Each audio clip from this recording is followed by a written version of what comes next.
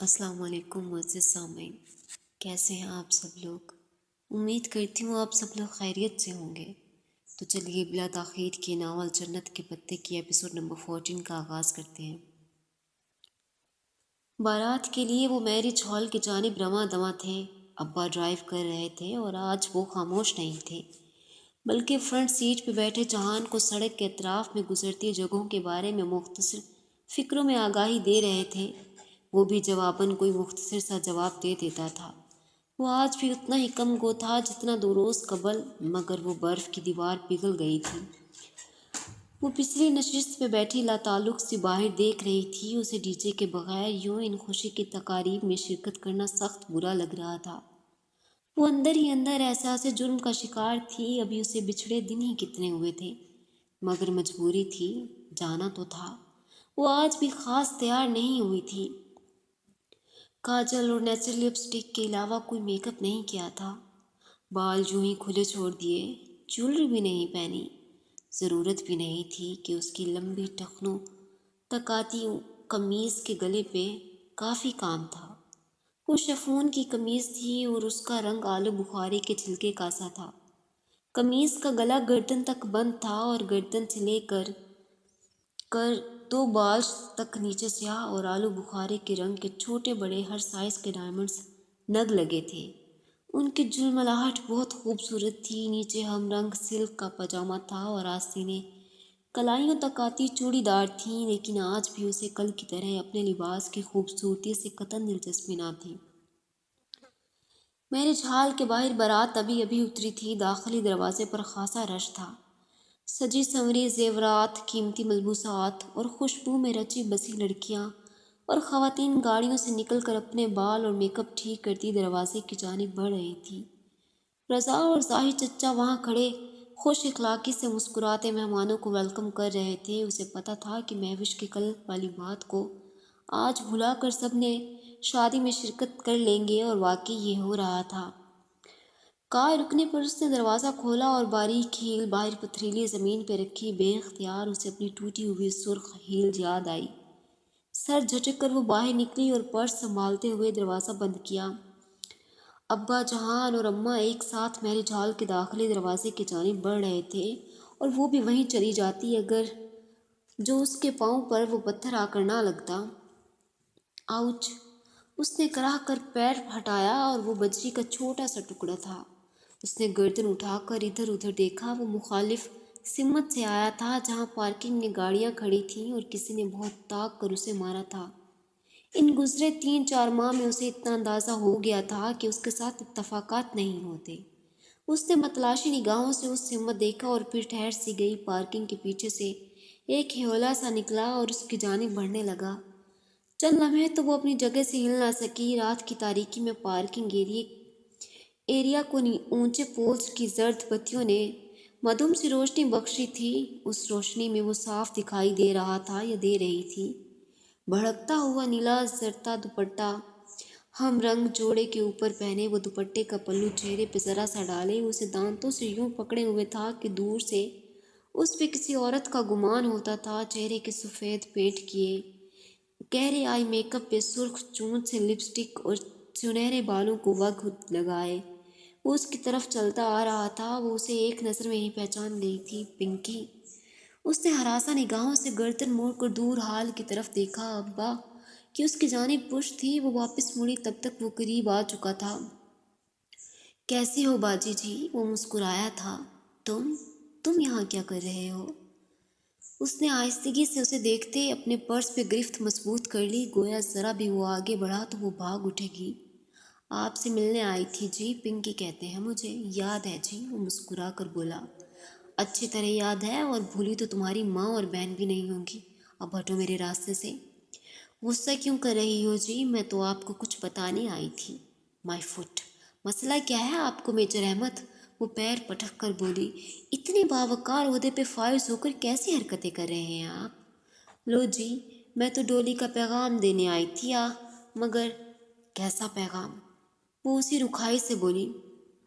ڈولی کی حالت امید بخش نہیں ہے، پتہ نہیں کتنے دن جی پائے گی۔ کیا ہوا اسے؟ وہ ذرا چونکی۔ خود چل کر دیکھ لیجئے، آئیے میں آپ کو لے جاتی ہوں۔ نہیں نہیں، مجھے کہیں نہیں جانا۔ وہ بدک کر 2 قدم پیچھے ہٹی۔ ایک دفعہ تو اس سے مل لیں، اس نے تو کچھ بتانا ہے آپ کو۔ مجھے کچھ نہیں جاننا، تم لوگوں کی ساری معلومات مجھے ARP کی ماں سے مل گئی تھی، تلخی سے کہتے ہوئے اس نے پھر سے پلٹ کر دیکھا۔ بارات کے مہمان اندر کی جانب بڑھ رہے تھے، کوئی اس کی طرف متوجہ نہ تھا۔ ہو سکتا ہے کچھ ایسا ہو جو اس کی ماں کو بھی نہ پتہ ہو۔ کیا؟ وہ چونکی اور پھر بغور پنکی کو دیکھا۔ اس کے اونچے قدم کے سوا کوئی چیز اس روز جناح سپر کی شاپ میں ملنے والے اس اسمارٹ گلاسز والے نوجوان کا پتہ نہیں دیتی تھی۔ پنکی کا تو چہرہ بھی جلا ہوا نہیں لگتا تھا، مگر نہیں، اس کا چہرہ تو سلیٹ کی طرح چپٹا تھا، ایسی جھلی جس نے سب نقش چھپا دیے ہوں۔ اوہ خدایا، کیسے یہ لوگ اپنے چہرے بدل لیتے ہیں! مگر آنکھیں، وہ چونکی، یہ آنکھیں وہی تھیں، وہی گلاسز کے پیچھے سے جھلکتی آنکھیں۔ اب آئی شیڈو کی چمکیلی تہہ کے باوجود انہیں پہچان گئی تھی۔ اس بات کا جواب تو بس ڈولی کے پاس ہے جی، اور اس نے مجھے یہی آپ کو بتانے کا کہا تھا۔ سہیلی کی دوستی نبھا رہی ہوں میں تو جی، ورنہ میری جوتی کو بھی شوق نہیں آپ جیسی بدگمان خاتون کے منہ لگنے کا۔ چڑھ کر کہتے ہوئے اس نے دوپٹے کے اندر چھپے ہاتھ باہر نکالے۔ اس میں ایک چھوٹا سا لکڑی کا ڈبہ تھا۔ یہ ڈولی نے بھیجا ہے، اسے اسی طریقے سے کھولیے گا جو اس پہ لکھا ہے، مگر جب تک آپ اسے کھول پائیں گی وہ شاید اس دنیا میں نہ رہے۔ حیا نے اس کے بڑے ہوئے ہاتھ میں پکڑے اس ڈبے کو دیکھا۔ اس کی کلائی پہ وہی کانٹے کا سرخ بھورا سا نشان تھا۔ یہ کیا ہے؟ اس نے اچنبھے سے سر اٹھا کر پنکی کو دیکھا۔ وہ کہاں کھڑی ہے، اسے لمحے بھر کو بالکل بھول گیا تھا۔ یہ ایک پہیلی سے کھلے گا، مگر یہ پہیلی صرف آپ ہی بوجھ سکتی ہیں، وہ آپ بوجھ ہی لیں گی۔ یہ بہت آسان ہے، لیکن اس کے اندر موجود چیز نکالنے کے لیے اسے توڑنے کی کوشش مت کیجیے گا۔ اسے توڑ دیا تو وہ چیز آپ کے کام کی نہیں رہے گی۔ پنکی نے مسکرا کر کہتے ہوئے ڈبہ اس کے مزید سامنے کیا۔ اس نے نہ چاہتے ہوئے بھی اسے تھام لیا۔ اچھا باجی جی، رب راکھا، وہ وہی خواجہ سراؤں والا لہجہ بنا کر بولتا۔ سلام چھاڑ کر دوپٹہ منہ پہ ڈالے پلٹ گیا۔ اس نے جلدی سے ڈبہ پرس میں رکھا اور پیشانی پہ نمودار ہوئے پسینے کے قطرے ٹشو سے تھپ تھپائی۔ خود کو کمپوز کرتی حال کی جانب بڑھ گئی۔ بارات کا فنکشن ویسے ہی تھا جیسے کسی بھی شاندار شادی کا ہونا چاہیے۔ بکیا نور بنا حال، بہترین سجاوٹ، دلہن کا قیمتی ڈیزائنر سوٹ اور جیولری، مہوش کے ننہالی کزنز کے گروپ ڈانسز اور پرتکلف طعام کی اشتہا انگیز خوشبو جو ابھی کھلا بھی نہیں تھا۔ آج بھی مرد اور خواتین اکٹھے تھے، مگر یوں کہ آدھے حال میں مرد اور باقی آدھے کی میزوں پہ خواتین براجمان تھیں تاکہ ایک حد تک علیحدگی رہے۔ ان کی فیملی کسی بھی لڑکے سے رقص میں حصہ نہیں لیا، مگر مہوش کی کزنز ہر طرف چھا رہی تھیں۔ وہ آج بھی ایک الگ تھلگ کونے والی میز پہ بیٹھی تھی۔ اس کا دل اسٹیج پہ جا کر مووی بنوانے کا قطعاً نہیں چاہ رہا تھا۔ اس شریفوں کے مجرم نے اسے ایسا احساس عدم تحفظ بخشا تھا کہ وہ کسی بھی دوسرے کے کیمرے یا موبائل میں تصویر کھنچوانے سے احتیاط برت رہی تھی۔ یہ موویز اور تصاویر کہاں کہاں نہیں گھومتی ہوں گی۔ اس نے جھرجھری سے سر کو جھٹکا۔ اتنے بڑے ہال میں کوئی بھی اس کی جانب متوجہ نہ تھا۔ وہ ویسے بھی اس میز پہ اکیلی بیٹھی تھی۔ اس نے چند لمحے کے لیے سوچا، پھر میز پر رکھے پرس سے وہی ڈبہ نکالا اور فانوس کی چکا چوند روشنی میں الٹ پلٹ کر دیکھنے لگی۔ وہ ایک ہاتھ جتنا لمبا اور 5 انچ موٹا مستطیل ڈبہ تھا۔ ڈبہ نہ بھاری تھا نہ بہت ہلکا، وہ گہری بھوری لکڑی کا بنا تھا اور اس کے ڈھکن کے علیحدہ ہونے کی جگہ پہ 6 خانے بنے تھے جس کے اندر اے لکھا نظر آ رہا تھا۔ اس نے ایک انگلی اے پہ رکھ کر نیچے کو رگڑا تو اے نیچے چلا گیا اور بی سامنے آ گیا۔ وہ اسے نیچے کرتی گئی۔ ان 6 خانوں پہ پوری انگریزی کے حروف تہجی لکھے تھے۔ جیسے عموماً بریف کیسز پہ ایسی اسٹریپس لگی ہوتی ہیں جو 3 زیرو پہ کھل جاتی ہیں، ویسے ہی اس باکس کو کھولنے کے لیے کوئی 6 حرفی لفظ سامنے لانا تھا۔ پنکی نے کہا تھا کہ اسے کھولنے کا طریقہ اس ڈبے پہ لکھا ہے۔ اس نے ڈبے کو الٹ پلٹ کر دیکھا۔ وہ لمحے بھر کو ٹھٹکی۔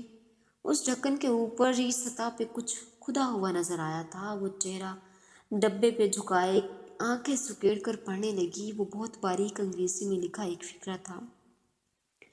Into the same river no man can enter twice۔ ایک ہی شخص ایک ہی دریا میں کوئی شخص 2 دفعے نہیں اتر سکتا۔ اس نے الجھن بھرے انداز میں وہ فکرہ دہرایا، کیا یہی وہ پہیلی تھی جس کا ذکر پنکی نے کیا تھا؟ مگر یہ پہیلی تو نہیں لگتی تھی، اس میں تو سوال نہ تھا، بس ایک سادہ سا فکرہ تھا۔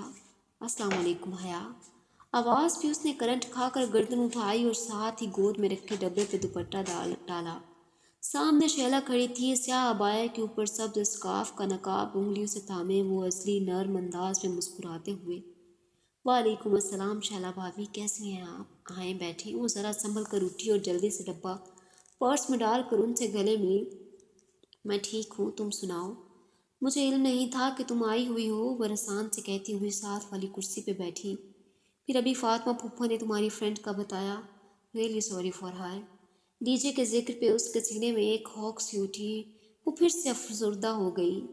پتہ نہیں شیلا بھابھی، اللہ تعالیٰ کی کیا مرضی تھی۔ میری ایک ہی دوست تھی ترکی میں، وہ میری تمام دوستوں سے بڑھ کر ہو گئی تھی۔ بہت دعا کی تھی میں نے اس کے لیے، مگر کوئی دعا قبول نہیں ہوئی۔ نہ چاہتے ہوئے بھی شکوہ اس کے لبوں پہ آ گیا۔ اللہ تمہیں صبر دے، ہم سب ہیں نا تمہارے ساتھ۔ شیلا نے اس کا ہاتھ نرمی سے دبایا۔ سبین آنٹی کا بیٹا بھی آیا ہے؟ جی وہ ادھر ہے۔ اس نے نگاہوں کا زاویہ موڑا تو شیلا نے تعاقب میں دیکھا۔ اسٹیج کے قریب وہ سلیمان صاحب کے ساتھ کھڑا تھا، سیاہ ڈنر سوٹ میں ملبوس۔ اس کی مقناطیسی شخصیت بہت شاندار لگ رہی تھی۔ سلیمان صاحب اس کے شانے پہ ہاتھ رکھی کسی سے اس کا تعارف کروا رہے تھے۔ وہ دھیمے انداز میں مسکرا رہا تھا۔ آج وہ اس کے ساتھ اتنے مطمئن اور مسرور لگ رہے تھے کہ گویا روحیل واپس آ گیا ہو۔ بہت اچھا ہے ماشاء اللہ۔ تھینکس۔ وہ لمحے بھر کو جھجکی۔ شیلا بھابھی ایک بات کہوں؟ آپ کی ساس نے آپ کی اتنی خوبصورت پری بنائی تھی، اور آج بھی آپ نے انہی میں سے کوئی سوٹ پہنا ہوگا۔ اس طرف تو عورتیں ہیں۔ آپ کا عبایا؟ میرا مطلب ہے کہ آپ کے کپڑے تو نظر ہی نہیں آ رہے۔ وہ رک رک کر ہچکچاتے ہوئے بولی تھی۔ داور بھائی کی مہندی پہ اس نے بہت کھنکدار لہجے میں شیلا کو نقاب اتارنے کے لیے کہا تھا، مگر آج اس کی آواز سے وہ کھنک مفقود تھی۔ جواباً شیلا بہت تھکن سے مسکرائی تھی۔ کیا فرق پڑتا ہے حیا؟ اتنے مردوں کو اپنے کپڑے دکھا کر مجھے کیا مل جائے گا؟ تو نقاب ہی اتار دے۔ اس کا لہجہ بہت کمزور تھا۔ اس نے نقاب ڈھیلا بھی نہیں کیا۔ حیا نے پھر نہیں کہا۔ اس سے کہا ہی نہیں گیا۔ وہ تو خود دل سے نہیں چاہتی تھی کہ شیلا نقاب اتار دے، وہ تو بس اس کا جواب سننا چاہ رہی تھی۔ اس شریفوں کے مجرے کا وہ منظر اچھی طرح یاد تھا، جب سنہری اور چاندی کے محور رقص پریوں کے پیچھے کرسی پہ ترچھی ہو کر بیٹھی کسی آنٹی سے بات کرتی شیلا نظر آ رہی تھی، مگر نقاب ہونے کے باعث اسے کوئی پہچان نہیں سکتا تھا۔ سو اس کے حصے میں وہ بدنامی نہیں آئی تھی جو ان دونوں کے نصیب میں آئی تھی۔ مگر آج وہ اتنی مردگی اور تھکان سے کیوں مسکرائی تھی؟ یوں جیسے اس کا دل اندر تک زخمی ہو، وہ دکھ، وہ تھکن، وہ زخمی نگاہیں۔ اسے کسی نے پکار لیا، وہ اٹھ کر چلی گئی، مگر حیا کی نگاہیں کافی دور تک اس کا تعاقب کرتی رہیں۔ پچھلی دفعہ اسے شیلا کا عبایا میں دیکھ کر عجیب کوفت بھرا احساس ہوا تھا، مگر آج ایسا نہیں ہوا تھا۔ وہ اس کی ان دکھ بھری آنکھوں میں اٹک کر رہ گئی تھی۔ شیلا کو کیا غم تھا؟ اتنی اچھی فیملی میں شادی ہوئی، اتنا ہینڈسم شوہر، امیر کبیر، ماں باپ کا اکلوتا بیٹا، پھر اسے کیا دکھ تھا؟ وہ پھر سارا فنکشن یہی سوچے گئی۔ آدھی رات گئے اپنے کمرے میں بیٹھے وہ پھر سے اس ڈبے کو الٹ پلٹ کر دیکھنے لگی۔ جہان، ڈولی، پنکی، احمد پاشا، مگر انگریزی میں یہ سارے نام 5 حرفی تھے۔ چھٹا حرف نہیں ملتا تھا۔ وہ بار بار اس سطر کو پڑھے گئی، مگر کوئی حل نہیں نظر آتا تھا۔ مگر وہ کون سا شخص تھا جس کے پاس ایسے ہر محنت طلب مسئلے کا حل ہوتا تھا؟ وہ ڈبہ لیے بھاگ کر آئی۔ جہان کچن میں کھڑا کاؤنٹر پہ گلاس رکھے پانی کی بوتل اس میں انڈیل رہا تھا۔ وہ اس کے سامنے آئی اور باکس اس کے سامنے رکھا۔ یہ مجھے کسی نے دیا ہے اور مجھے اس کا پاس ورڈ نہیں معلوم، اسے کھول دو۔ وہ آواز پہ چونکا، پھر بوتل رکھ کر ڈبہ اٹھایا۔ یہ کیا ہے؟ وہ ذرا اچنبھے سے اسے پلٹ کر دیکھنے لگا۔ جو بھی ہے تم اسے کس طرح کھول دو؟ کھل جائے گا، نو پرابلم۔ وہ ڈھکن اور ڈبے کی بند دراز پہ انگلی پھیر کر کچھ محسوس کر رہا تھا۔ تم مجھے ایک بڑا چھرا اور ایک ہتھوڑا لا دو۔ اوفو، توڑنا نہیں ہے اسے، بلکہ تم تو رہنے ہی دو۔ اس نے خفگی سے ڈبہ اس کے ہاتھ سے واپس لے لیا۔ کیا ہوا؟ میں کھول تو رہا ہوں، 1 منٹ مجھے دیکھنے تو دو۔ میں خود کر لوں گی، تم رہنے دو۔ تم میرے لیے کچھ نہیں کرتے۔ پتہ نہیں وہ کس بات پہ اس سے خفا تھی جو چنچلا کر بولی، پھر سوچ لو، میں تو ابھی ماموں کے پاس جا رہا تھا انہیں تمہیں دوبارہ استنبول بھیجنے کے لیے راضی کرنے کا، مگر ٹھیک ہے، میں تمہارے لیے کچھ نہیں کرتا۔ وہ شانے اچکا کر پانی پینے لگا۔ سچ؟ اس نے بے یقینی سے پلکیں جھپکائیں۔ تو تم انہیں منا سکتے ہو؟ میں ایک اچھا شیف اور ایک اچھا میکینک ہونے کے ساتھ ساتھ ایک اچھا وکیل بھی ہوں، ٹرائی می۔ وہ گلاس رکھ کر ذرا سا مسکرایا۔ ابا ایک دفعہ اٹھ جائیں تو کبھی فیصلہ نہیں بدلتے، تم انہیں کیسے مناؤ گے؟ ویسے تو تمہارا دوبارہ استنبول جانا میرے مفاد میں قطع نہیں ہے، کیونکہ اب تم ہر ٹورسٹ اٹریکشن دیکھنے جانے کے لیے مجھے ہی خوار کرو گی، مگر مجھے لگا تم جانا چاہتی ہو، سو میں ماموں سے بات کرنے ہی جا رہا تھا، وہ مان جائیں گے بروقت۔ کونیا کو کینیا نہ بناتا تو شاید وہ کبھی نہ مانتے۔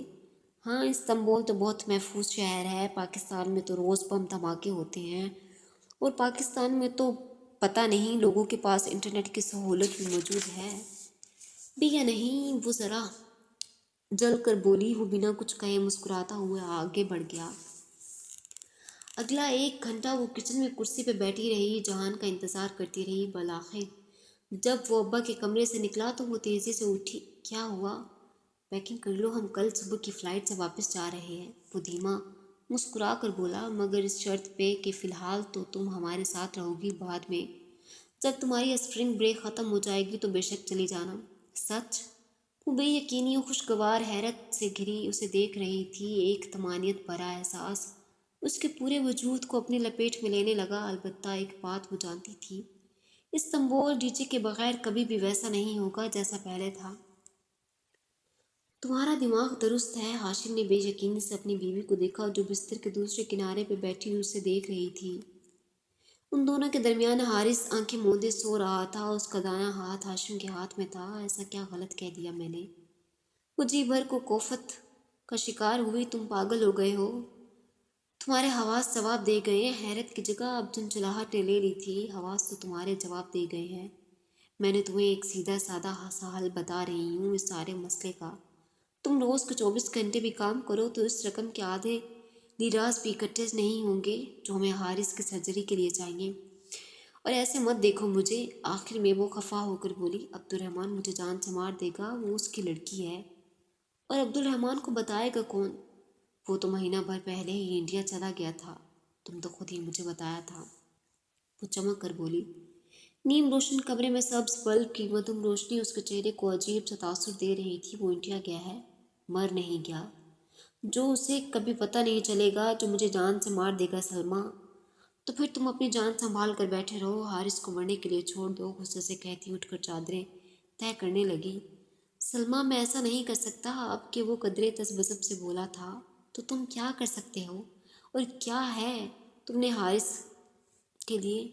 میرا بیٹا مجھے بہت پیارا ہے۔ اس نے سوتے ہوئے حارث پہ ایک نگاہ ڈالی، مگر وہ بھی تو کسی کی بیٹی ہے، میں بھی تو کسی کی بیٹی ہوں۔ مجھے اس ڈربے میں لا کر پل پل مارنے سے پہلے تم نے سوچا؟ وہ چادر کا گولا بنا کر ایک طرف پھینکتی جارحانہ انداز میں اس کی طرف آئی۔ تم مرد ہو کر ڈرتے کیوں ہو؟ تم عبد الرحمن کو نہیں جانتی؟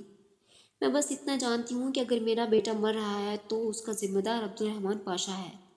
اگر وہ تمہیں تمہاری مطلوبہ رقم دے دیتا تو ہم کبھی یہ کرنے کا نہ سوچتے۔ کوئی کمی تو نہیں ہے اس کے پیسے کی؟ پھر بھی اس نے ہاتھ روک رکھا ہے۔ اب یا تو تم اس کا خیال کر لو یا اپنے بیٹے کا، فیصلہ تمہارا ہے۔ سلمیٰ کے نقوش مدھم روشنی میں بگڑے بگڑے دکھائی دے رہے تھے۔ اس وقت یوں تیز تیز بولتی وہ میک اپ بت کی چوتھی جادوگرنی لگ رہی تھی۔ ہاشم متذبذب سا اسے دیکھے گیا۔ وہ جو کہہ رہی تھی وہ اتنا مشکل تو نہ تھا۔ وہ جہان کے ساتھ سیدھی اس کے گھر آئی تھی، پھر کھانا کھا کر اس نے اجازت چاہی۔ اس کا سارا سامان سپونجی کے ڈورم میں رکھا تھا، اور جس افراتفری میں وہ گئی تھی سوائے چند چیزوں کے کچھ بھی نہیں اٹھایا تھا۔ پھپھو نے اصرار کیا کہ وہ چھٹیاں ختم ہونے کے بعد ان کے پاس رک جائے، مگر وہ کل آنے کا وعدہ کر کے اٹھ کھڑی ہوئی۔ میں تو پھر کہوں گا کہ رک جاؤ، پھپھو ذرا خفا ہوئی۔ میں تو پھر کہوں گی کہ رک جاؤ، پھپھو ذرا خفا ہوئی۔ پھپھو میں کل آؤں گی نا، پرومس۔ اب چلتی ہوں۔ ٹھیک ہے، مگر کل ضرور آنا۔ جہان ٹشو سے ہاتھ صاف کرتے ہوئے ڈائننگ ٹیبل سے اٹھا۔ اس کی آنکھیں اور ناک گلابی پڑ چکے تھے۔ سرد و گرم علاقوں کے مابین سفر کا موسمی اثر تھا کہ استنبول پہنچتے پہنچتے اس کا فلو بخار میں بدل گیا تھا۔ آؤ میں تمہیں چھوڑ دیتا ہوں، صرف ٹاکسن تک چھوڑنا، آگے میں کورسل پکڑ لوں گی۔ میں اسپونجی تک چھوڑ دوں گا، نو پرابلم، وہ چابی پکڑتے جیکٹ پہنتے ہوئے بولا۔ نہیں، اس بخار میں تم سے 45 منٹ کی ڈرائیونگ کروائی تو 45 دن تک تم جتاتے رہو گے، ویسے بھی مجھ پہ تمہارے احسان بہت جمع ہو گئے، اتنے سارے کیسے اتاروں گی؟ وہ اس کے سامنے سینے پہ بازو لپیٹے کھڑی مسکراتے ہوئے کہہ رہی تھی۔ اتارنے کے لیے کس نے کہا ہے؟ وہ ذرا سا مسکرا کر دروازے کی جانب بڑھ گیا، وہ اس کی پشت کو دیکھے گئی۔ وقت گزرنے کے ساتھ ساتھ جہان کا رویہ اس کے ساتھ نرم پڑ رہا تھا۔ پاکستان میں پہلے 2 دن تو وہ لاتعلق رہا، شاید اس کے لیے دونوں کو ٹھیک سے بات کرنے کا موقع ہی نہیں ملا تھا، مگر پھر اس نے خود ہی کچھ محسوس کیا تھا، تبھی وہ خود آگے بڑھا اور ان کے درمیان کھڑی سرد دیوار ڈھا دی۔ لیکن کیا وہ اس کے لیے وہ محسوس کرتا تھا جو وہ اس کے لیے کرتی تھی؟ کیا اسے ان کا وہ بھولا بسرا رشتہ یاد تھا جس کے متعلق اس گھر میں کوئی بات نہیں کرتا تھا؟ ابھی کچھ دن وہ اس کے گھر رہے گی تو سارے سوالوں کا جواب جاننے کی کوشش ضرور کرے گی۔ اس نے تہیہ کر لیا تھا۔ ٹاکسم اسکوائر کا مجسمہ آزادی اسی طرح تھا جیسے وہ چھوڑ کر گئی تھی۔ مجسمے کے گرد گول چکر میں اگی گھاس پہ سرخ، سفید اور زرد ٹیولپس کھلے تھے، ہر جگہ سالانہ ٹیولپ فیسٹیول کے پوسٹرز بھی لگے تھے جو ہر سال کی طرح اس موسم بہار میں بھی استنبول میں منعقد ہونا تھا۔ ٹیولپ کا پھول استنبول کا سمبل تھا، مگر ان کی دل فریب مہک میں ڈوبا ٹاکسم اسکوائر حیا کو خزاں آلودہ لگا تھا۔ وہ بہار وہاں نہیں تھی، جیسے ڈی جے نہیں تھی۔ تم جا رہی ہو، حالانکہ میں چاہتا تھا کہ تم کچھ دن ہمارے گھر رہو۔ گاڑی روکتے ہوئے جہان نے چہرہ اس کی طرف موڑے سنجیدگی سے کہا، میں کل آ جاؤں گی، مگر کل تک میں پہنچی اپنا ڈورنگ بلاک، جھیل اور ہر جگہ جہاں میں اور ڈی جے اکٹھے گئے تھے ایک دفعہ پھر دیکھنا چاہتی ہوں۔ اکیلے، بالکل اکیلے۔ میں ان بیتے لمحوں کو پھر سے جینا چاہتی ہوں۔ مت کرو، تمہیں تکلیف ہوگی۔ بہت تکلیف سہ لی، اب اس سے زیادہ تکلیف مجھے نہیں مل سکتی۔ اس نے بھیگی آنکھ کا کونا انگلی کی نوک سے صاف کرتے ہوئے کہا تھا، اوکے۔ اس نے سمجھ کر سر ہلا دیا۔ اس کے چہرے پہ ابھی تک نکاہت تھی، وہ واقعی بیمار لگ رہا تھا۔ جہاں چلا گیا، وہ مجسمہ آزادی کے گرد اگی گھاس کے قریب جا کھڑی ہوئی۔ وہ گھاس کا گول قطع اراضی دراصل یوں تھا جیسے کوئی چپٹا رکھا گول سا سبز پھول ہو جس کی سبز پتیاں بنی ہوں، اور ہر 2 پتیوں کے درمیان ایک سیدھی روش تھی جو مجسمے تک لے جاتی تھی۔ یوں 4 گزرگاہیں مجسمے تک لے کر جاتی تھیں۔ ٹاکسم کے ہر پھول، ہر پتھر اور ہر بادل پہ جیسے یادیں رقم تھیں۔ وہ اس کا اور ڈی جے کا 0 پوائنٹ تھا، مین اسٹاپ۔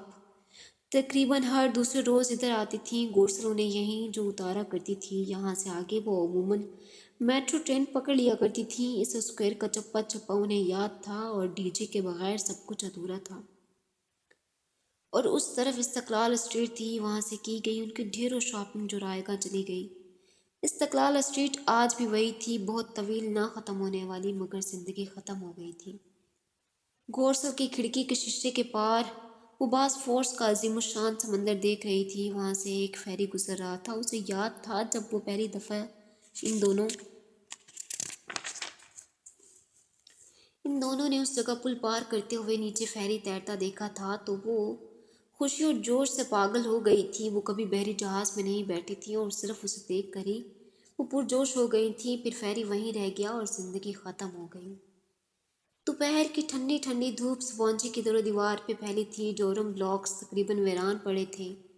اسپرنگ بریک ابھی ختم نہیں ہوئی تھی اور اسٹوڈنٹس اپنے ٹورز پہ تھے۔ اس کو کسی کی اطلاع دینے کا ہوش ہی نہیں تھا، مگر پاکستان روانگی والے دن جانے حالے کو کسی نے بتایا اور پھر سب کے فون آنے لگے۔ معتصم، حسین، ٹالی، سارا، لطیف، انجم باجی، سب اسے برابر فون کرتے رہے تھے، مگر وہ سب یقیناً ابھی واپس نہیں آئے تھے۔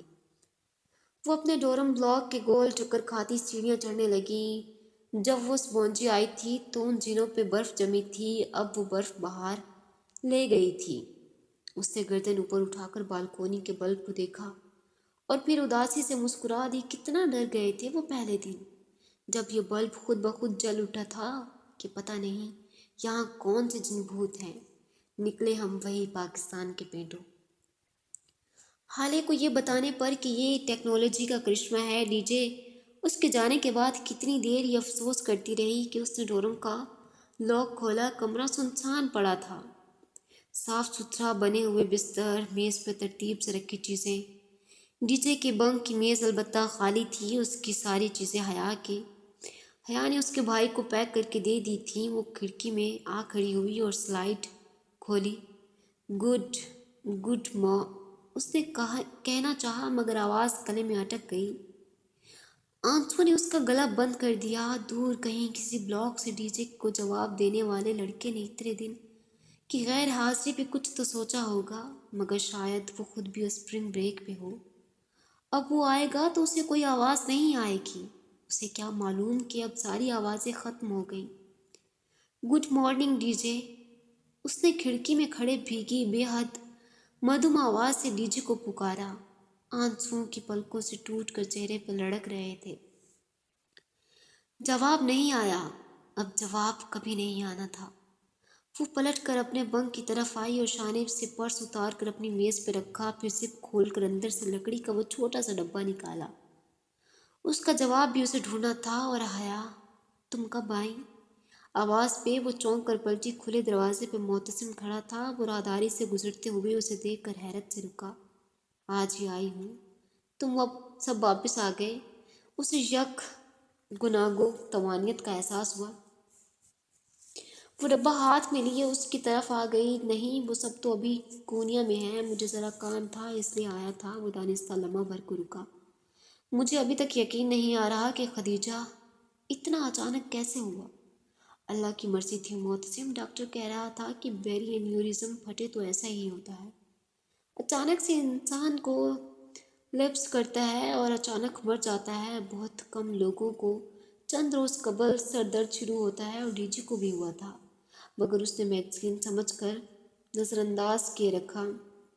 और फिर सब ख़त्म हो गया। दोस्तों को खोना बहुत तकलीफ दे होता है, मैं समझ सकता हूँ। वो दोनों उसी तरह चौखट पे खड़े थे। मैं तो तब से यही सोच रही हूँ मोहतसिम की क्या ज़िंदगी इतनी गैर यकीनी चीज़ है। एक लम्हे पहले वो मेरे साथ थी और अगले लम्हे वो नहीं थी। मोमबत्ती के शोले की तरह बेसवाद ज़िंदगी जो ज़रा सी फूंक से बुझ जाए। लम्हे भर का खेल। यही अल्लाह का डिज़ाइन है हया, और हमें इसे कबूल करना पड़ेगा। ये कोई पजल बॉक्स है। वो उसके हाथ में पकड़े डब्बे को देख कर ज़रा चौंका।